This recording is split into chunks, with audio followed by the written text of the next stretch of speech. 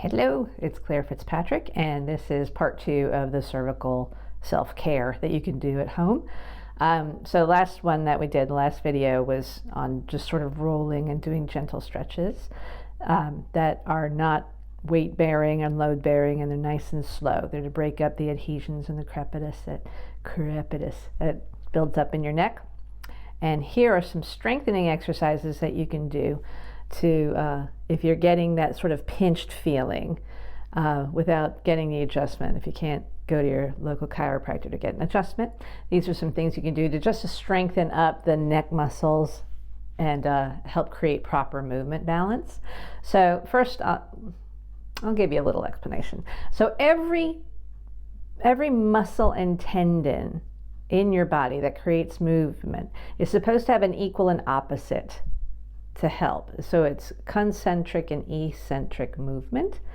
And oftentimes when we have an instability or if we're rolling our posture forward, we're not getting the proper eccentric movement of the musculature. And a lot of that has to do with the neurology, which is why chiropractic helps. But there are some things you can do to try to encourage your brain to acknowledge both sides of things. So the strengthening exercises I'm going to show you are to promote opposite movement so that your brain can wake up to knowing what it needs to do. So they're very passive looking. So with your head straight, these are for the scalenes. Press with your hand against your head, but don't let your head tip because of your hand. So you're not actively pushing with your head into your hand, but your hand is pushing into your head, and you're trying to hold that balance.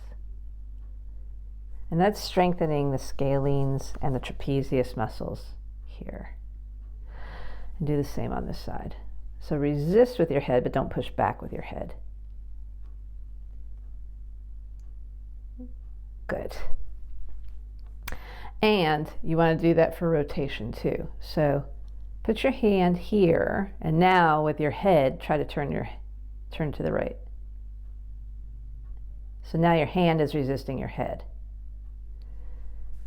And do the same on this side. So that's encouraging that sort of balanced pressure. And it's not putting too much pressure on your muscles. So you can do the same too. Put your hand on the back of your head and press with your hands. It's good for strengthening the arms too. But don't let your head move. So these are nice and gentle. You're not trying to break yourself. Just keep yourself steady. Nice and gentle pushes. And you can do the same with your forehead too. So push with your hands, keep your head straight. Good. Here's what it looks like from the side. So the back of the head.